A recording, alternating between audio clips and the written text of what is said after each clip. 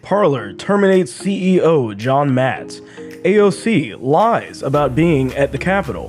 And the ACLU has a bunch of myths that they are trying to debunk about trans people. I'll be getting into that and more on The William Hall Show.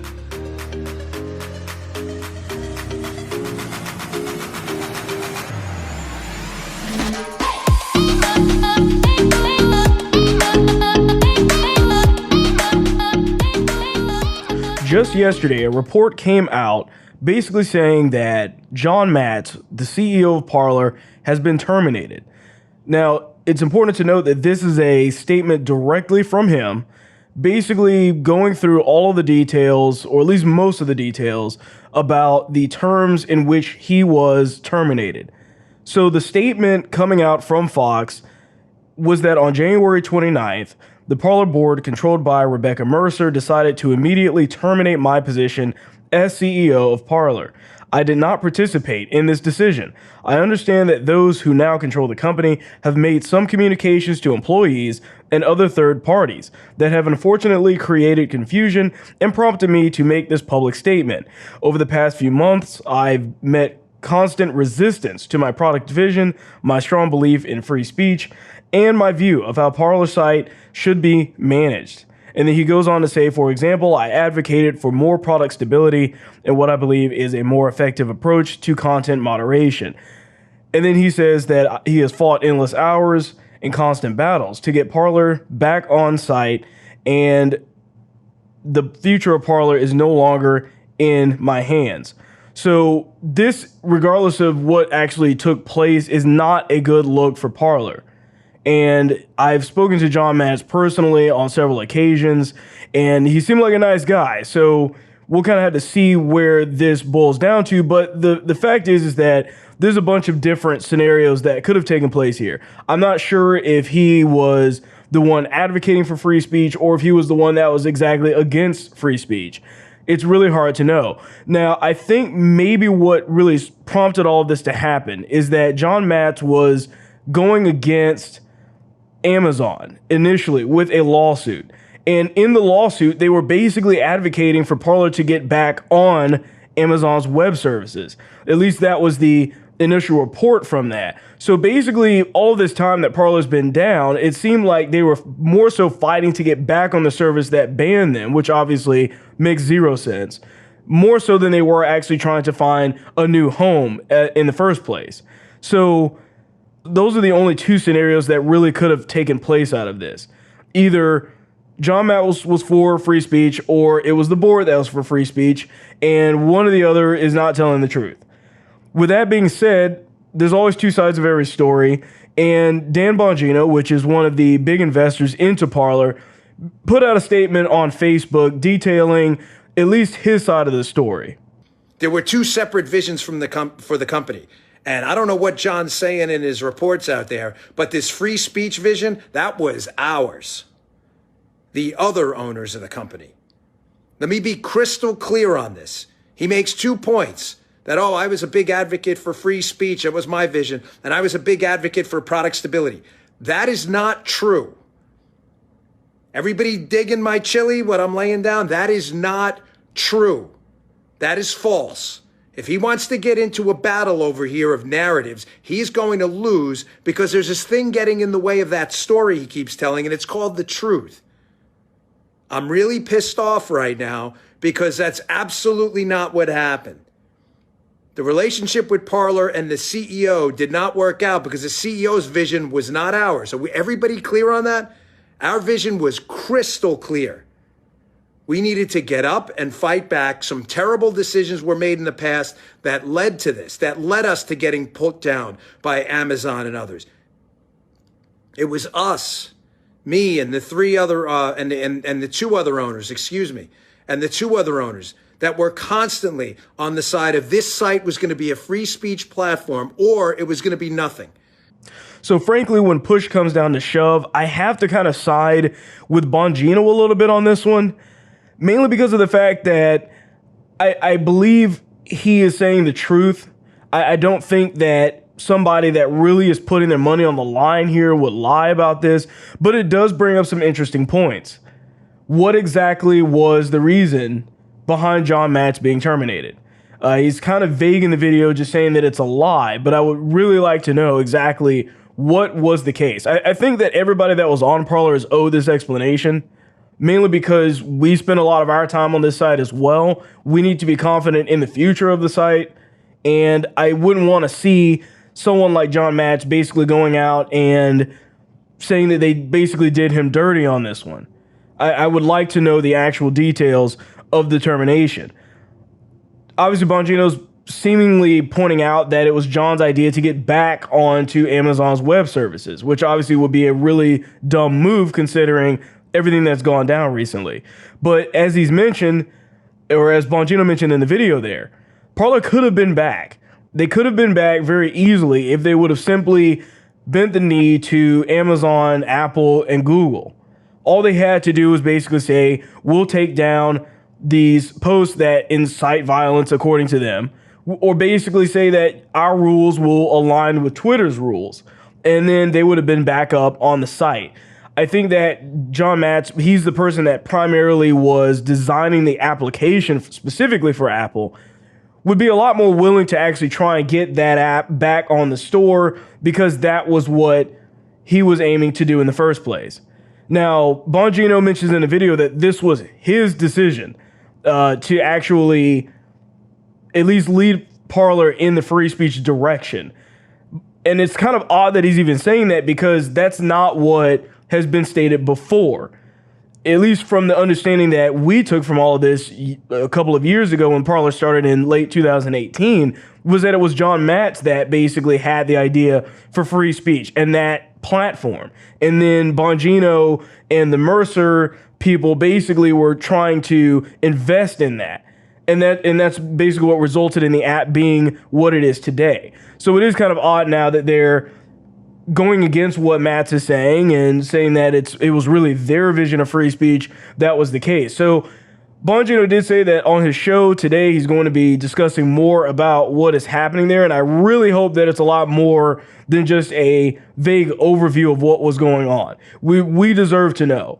And at this point, if something's not done about getting this information out there, then it's going to be tough to get people back on Parler. I mean, they've been down for so long at this point that most people have already switched over to Gab or just have forgotten about Parler altogether. And that's the worst thing that can actually even happen.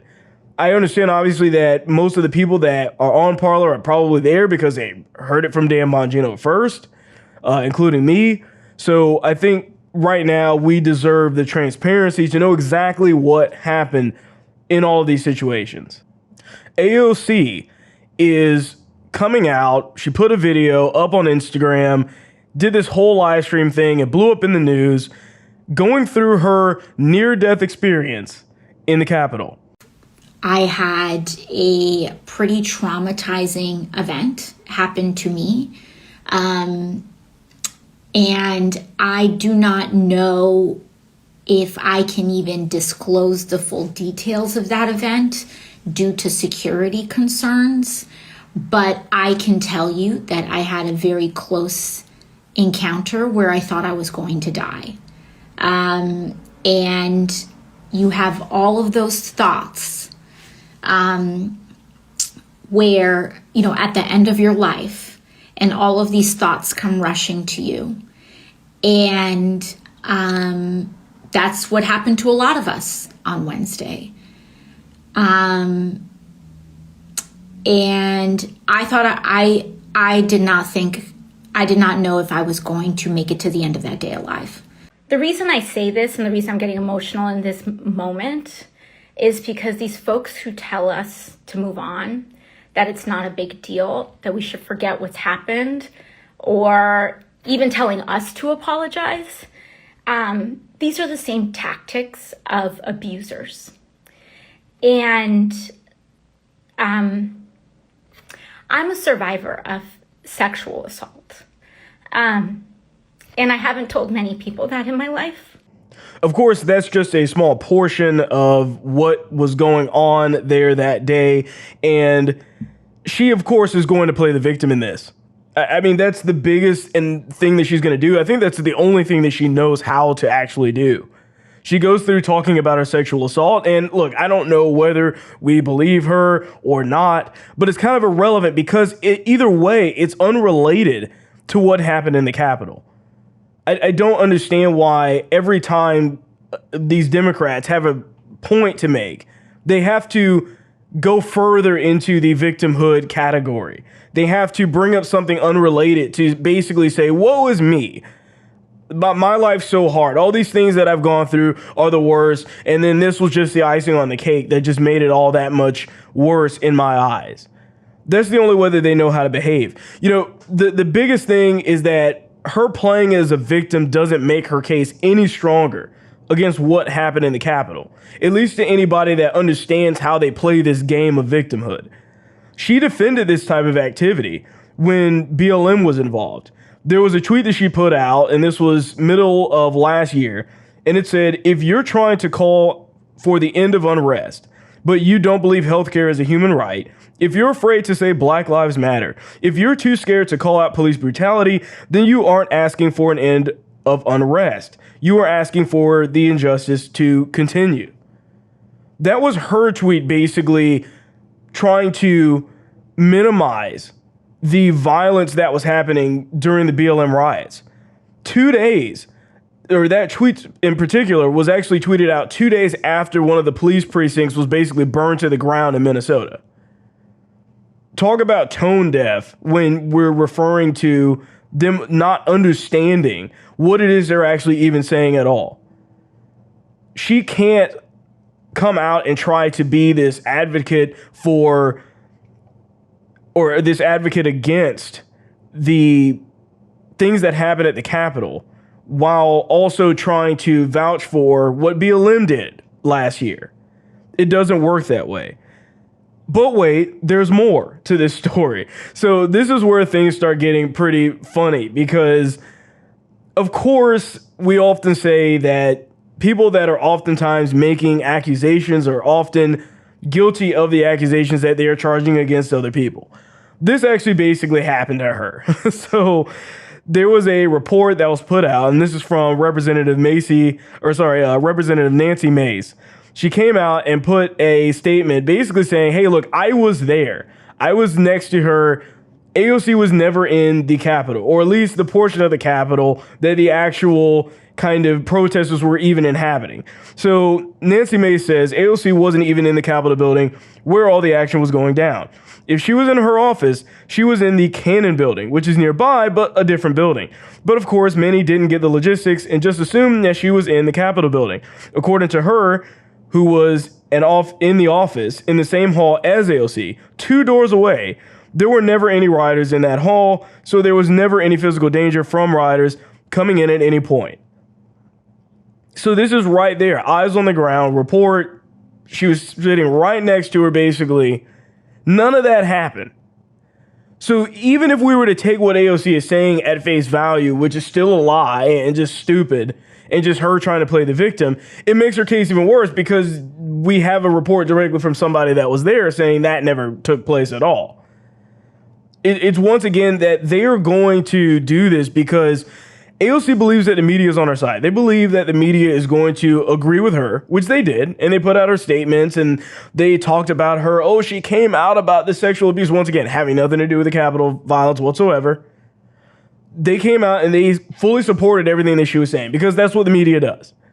And she knew that. AOC knows that. So she was just going to use it to her advantage. And of course, at this point, it's probably too late for most people to even understand what's going on. But the cat's out of the bag. She's a liar. And so that obviously is causing a lot of people to begin to make fun of her. There was the meme going around about AOC Smollett because it's just another big hoax. It's another hoax that she's trying to push in order to make what happened at the Capitol seem worse than it really was, to make it seem like it was so personal to her, it was so close to her, when in reality, it just wasn't. So she was prompted to come out on Twitter and make a response to this because she was now trending as the biggest joke over the last 2 days. And her tweet was, this is the latest manipulative take on the right. They're manipulating the fact that most people don't know the layout of the Capitol complex. We were all on the Capitol complex. The attack wasn't just on the dome. Once again, she still is going to believe that the media is going to carry this story. This isn't her really rebutting what actually took place. She's just trying to find some runaround way of attacking the people that called her out on what it was. That if she had no reason to be in danger, if there were other people that were 2 doors down from her that also were not in danger, you didn't see them put out a video saying how much they feared for their lives. And yet you two were in pretty much the same place. Once again, just another situation of pushing this victimhood down our throats and expecting everybody to just believe it. It's no different than believe all women, believe all Democrats. Just take what I say, don't fact check it, just assume that what I'm saying is the truth, and then hopefully I'll just get away with it. She doesn't get to pretend to care about what happened at the Capitol when she completely ignored everything that happened with BLM and continued to let them do what they were going to do and never wanted to condemn it or anything like that. The fact is that she's upset because the fight came to her door. The same thing that she was okay with last year when it fit her narrative, she's not okay the second that she is subject to the same thing that she was advocating for.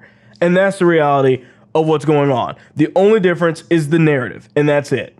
And just a quick reminder, I do have a Patreon where you can donate and support the show directly. And also, please remember to leave a review if you are on Apple Podcasts as well. It really helps the show out.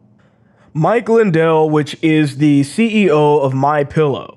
If you haven't heard of this guy before, he basically was helping Trump in his fight against the election fraud. He also was somebody that was a big advocate for RSBN and big supporter for a lot of different conservative causes. He is the owner of MyPillow, has his product in plenty of different stores, Christian, conservative, all of that good stuff. And his Twitter account was entirely removed. His business Twitter account was also entirely removed. And his product has now been removed from Kohl's, Mattress Firm, plenty of other places like that. And he had an interview on Newsmax, which at least we assumed was a conservative network, one similar to OANN as well. But he had an interview on there, and things went a little bit haywire.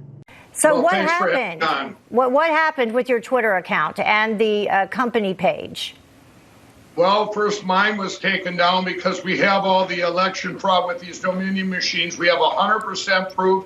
And then when they took it down about 3 weeks ago, and then I put it back up, my personal, it was a Mike, thank you very much. Mike, you're talking about machines that we at Newsmax have not been able to verify any of those kinds of allegations. We just want to let people know that there's nothing substantive that we've seen. And let me read you something there. While there were some clear evidence of some cases of vote fraud and election irregularities, the election results in every state were certified, and Newsmax accepts the results as legal and final. The courts have also supported that view. So we wanted to talk to you about canceling culture, if you will. We don't want to relitigate the allegations that you're making, Mike, because we understand where you are. So let me ask you this.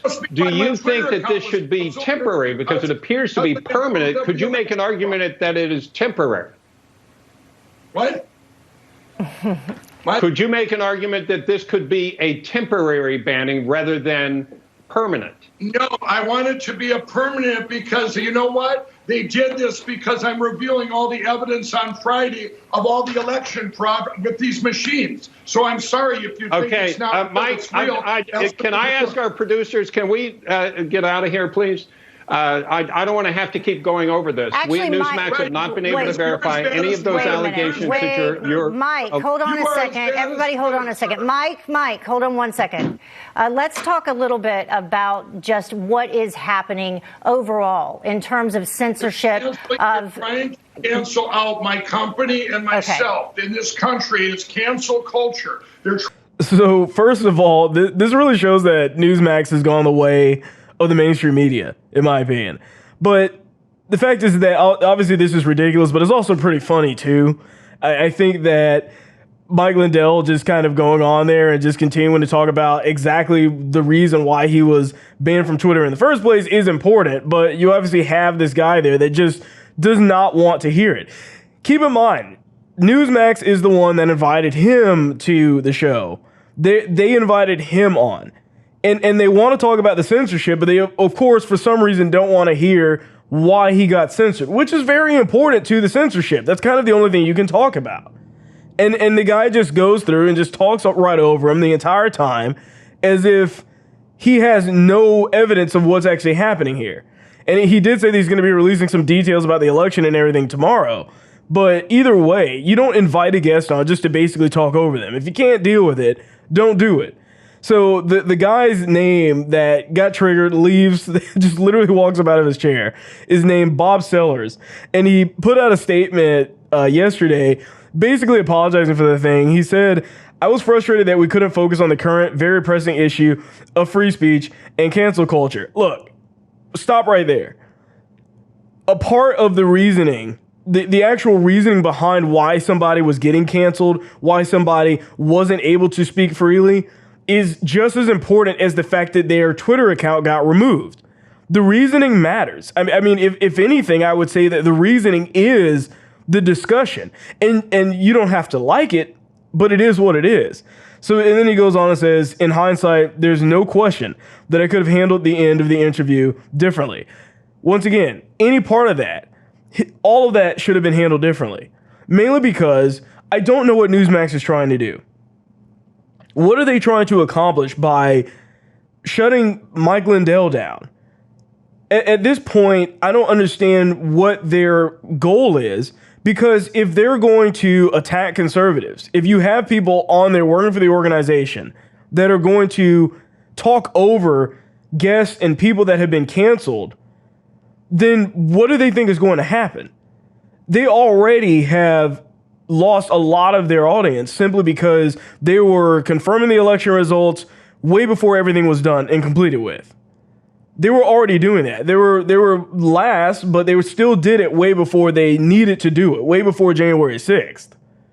And yet here you go, where they're trying to, get a bunch of left-leaning people to watch Newsmax? That's not going to happen. So them doing this and having people on like that needs to stop, because all they're doing is shooting themselves in the foot. It's not going to get you anywhere.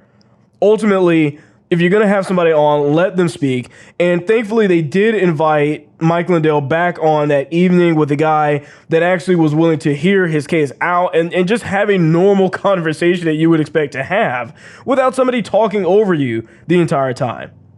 In a previous show, I talked about how Biden's supporters, the people that voted for him, were already starting to regret their decision.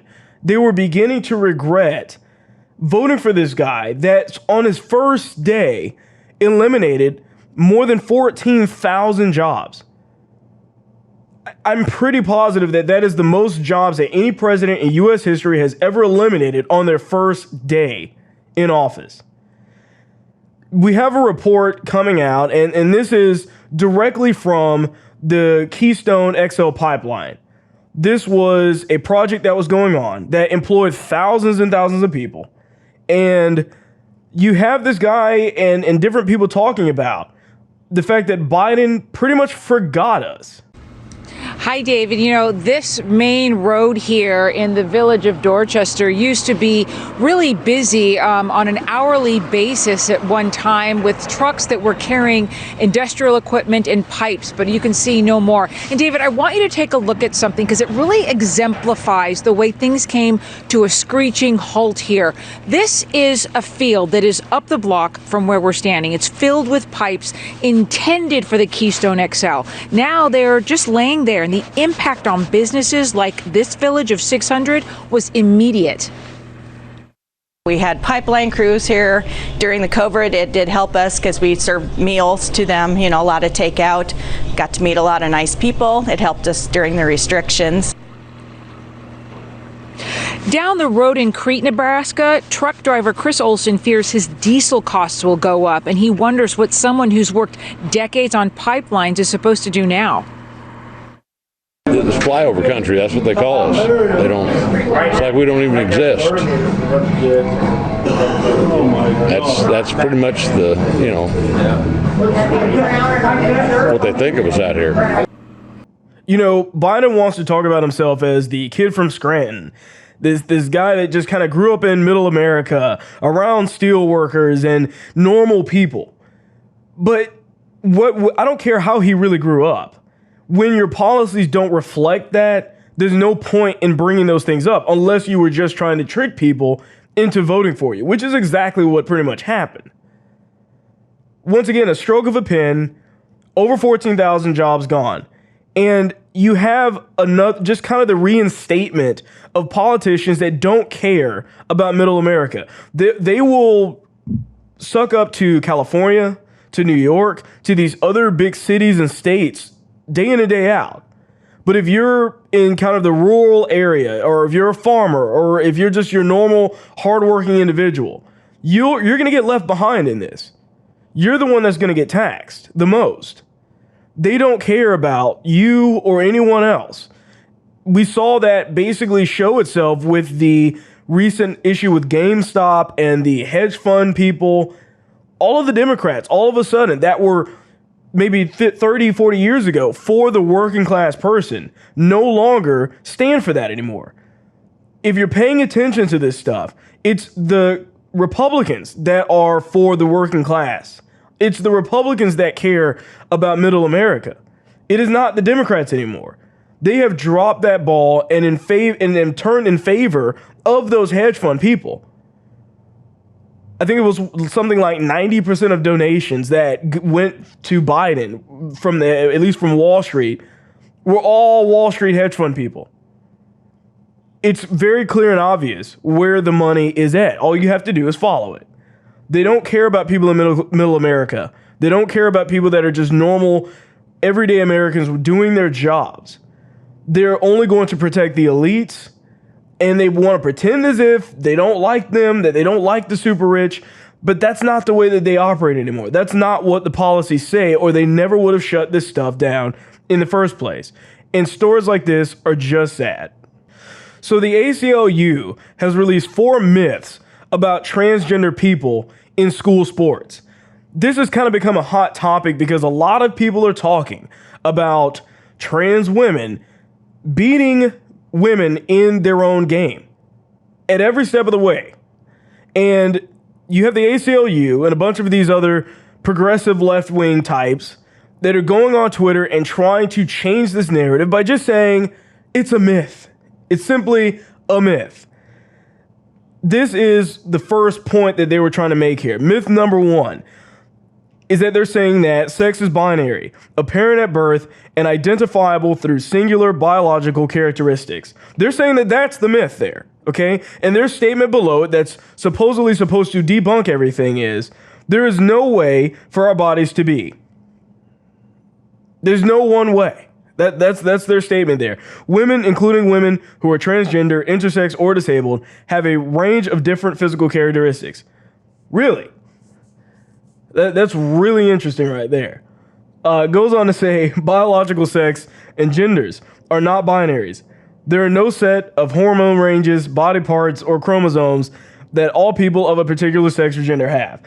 So this is kind of right along the lines of this generalized everybody can be anything kind of idea. The problem is that these aren't really debunking these supposedly out there myths that they're talking about. These aren't debunking anything. This isn't even an argument against it. It's just saying, no, this is what it is. Not why those other things are wrong, but just, no, this is what it is. 20 years ago, we wouldn't have even been having this discussion. I mean, right there, you can pretty much call out all of the transgenderism stuff right there. 20 years ago, this was not a topic of discussion. Why is that?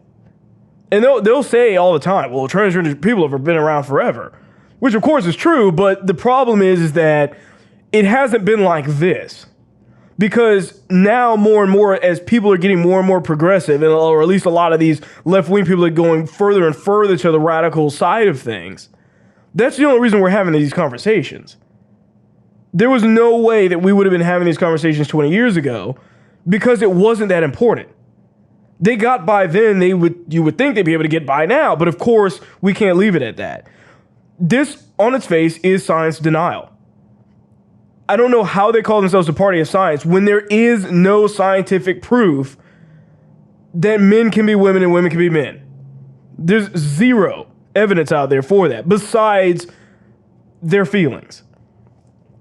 When men and women do have different body parts and different chromosomes, saying anything else outside of that is false. You have to prove your case. You can't call something a myth that has been proven scientifically, not only in humans, but in the animal kingdom, through everything that we know. You can't just call that a myth because you feel like it. You have to actually debunk this. You can't just say, this is our alternative way of thinking, which is just right because we said it's right. Absolutely ridiculous. Second myth, trans athletes' physiological characteristics provide an unfair advantage over cis athletes. That's what they're saying is the myth. Their statement to this is trans athletes vary in athletic ability, just like cisgender athletes. Obviously they do. Nobody is making that assumption, and neither does that statement that you made there. It says in many states, the very same cis girl who have claimed that trans athletes have an unfair advantage have consistently performed as well as or better than transgender competitors. Show me the stats on that. Show me the stats on that. Because what we've seen so far is women getting legitimately hurt in these sports because they're competing with people that are way out of or way outside or above their actual physical ability. If this was true, why are there groups popping up all over the United States that are advocating to allow only biological women in women's sports? Why is it that we're seeing competition after competition where a trans athlete just jumps to the number one out of nowhere? Why do you think that's happening? Obviously, it's not 100% of the case that, trans athletes are all going to be always better. That's not exactly what we're talking about here. There's no 100% anything really in this world. But what we are saying is that the vast majority of them will have a much easier time outperforming women in that kind of regard. And how long do you think it's going to be before men start purposefully turning into transgender women just so they can win the titles easier? I mean, granted, that's a crazy move to do that, but people will do it. People will do it. It doesn't matter. And they'll be heralded as the best of the best, and no one can go against them whatsoever. So myth number 3, they're saying the myth is the participation of trans athletes hurts cis women. They're saying that's the myth. And their statement to that is, excluding women who are trans hurts all women. Okay, let's see how they explain this one. It invites gender policing that could subject any woman to invasive tests or accusations of being too masculine or too good at their sport to be a real woman. No, that's not what that is. How does that make any sense? Oh, you're too good as a woman at this sport, so therefore what? You're not allowed to compete? What? No. This statement comes along with the assumption that if a man chooses to be a woman, that all of a sudden he's a woman. Like, you can't go to that length and make this statement true. If a woman's extremely good at what she does, guess what? We can identify her by body parts, by chromosomes, by the way that we've identified anyone else and everyone else in society. That's how you do that. You can't say it hurts all women because your definition of women includes trans women. It's just completely backwards thinking entirely. Remember, they don't even let normal athletes use drugs and performance-enhancing drugs in the normal kind of activities with sports. So why in the world would they want somebody that's transgender that is taking testosterone, is taking all of these extra things and other hormones? Why would they want that to be the case? Why is that all of a sudden allowed? They won't let women take testosterone or men take more testosterone. They won't allow that to happen because it's considered as cheating. But for some reason, when they're trans, all the rules go out the window. And the last myth that they have on here is that trans students need separate teams. And this one, I don't even think a lot of people are making this argument anymore, but their point behind this, what they're saying it should be, is that trans people, like all people, may experience detrimental effects to their physical and emotional well-being when they're pushed out of affirming spaces and communities. Listen, everybody who's ever lived has been pushed out of some kind of community before. That may have been a group of friends in high school or a group of like the kind of the cliques you had in high school that you weren't able to be a part of. That may have been the sports team that you weren't good enough to join. That may be the principal position in an orchestra that you weren't good enough to audition for. But regardless of what it is, there's always going to be things that you do in life that you are unable to qualify for or be a part of it. Why is it that the second that it's involving trans people and sports, that all of a sudden they need affirmation? How is this not just a weird version of a participation trophy? Everybody gets an award. Why? Because you're trans. That's the only way that they're looking at this. They go on to say efforts to exclude subsets of girls from sports can undermine team unity. The youth derive the most benefits from athletics when they are exposed to caring environments, when teammates are supported by each other and by coaches. So first of all, first statement of this is that them saying that their efforts to exclude subsets of girls from sports can undermine team unity. How? I'll tell you what undermines team unity: having to go to a locker room with somebody that has an entirely different body part than yours. Right there, you're going to have some issues. And nobody seems to have figured out exactly what they're going to do about that. Pretty sure their parents don't want that to be the case either. And then they're saying, well, they just derive the most benefits from these diverse environments. We've seen left-wing people say this before, but there's no proof of that being the case. There is no actual science or scientific study behind that actually being true. People are more productive when there's diversity of thought, not when there's diversity of things that you have nothing to do with. But yet that's the way that they're going to push this. Everyone should be kind and nice all the time does not work in sports. Like I said, just another version of the participation trophy. Men and women already need different kinds of motivation to do things. There was a men's soccer coach a while ago that put out a statement talking about this. And he basically said that when he was coaching a women's team, they needed a different type of encouragement.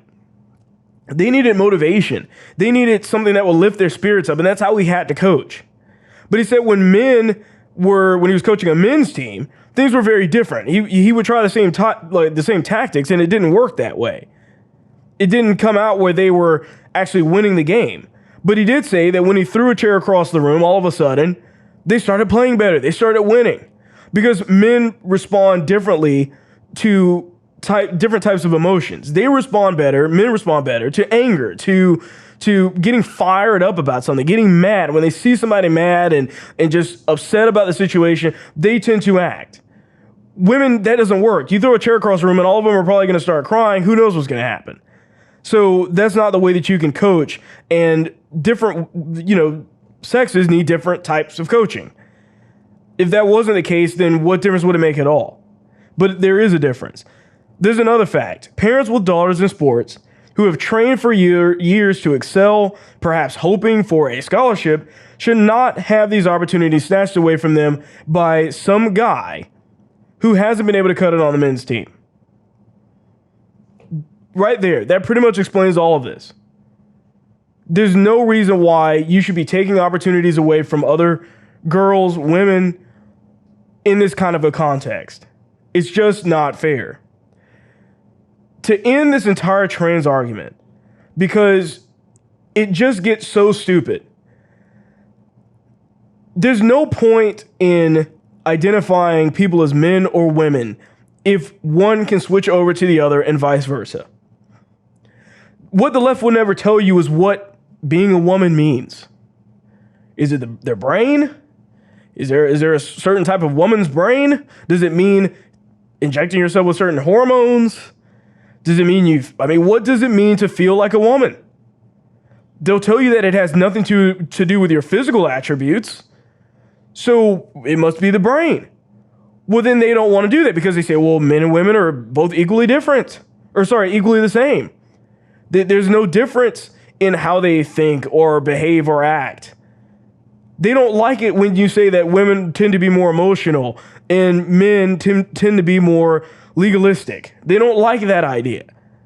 So if we're all the same, why even go through the trouble of transitioning in the first place? Why go through the trouble of putting on a dress if you're a man, doing all this stuff, getting these surgeries done, getting these injections, if there's actually no difference in the first place? That's why the left's argument about this makes no sense. And right there, completely debunked this entire thing. If you can't explain what a man is and what a woman is, then a man and a woman don't exist, which means there's no point in transitioning in the first place. Done. Trans argument over. With that being said, that's all I have for you today. I thank you for watching, and I'll see you on the next one. You just watched an episode from The William Hall Show. Please remember to like, share, and subscribe.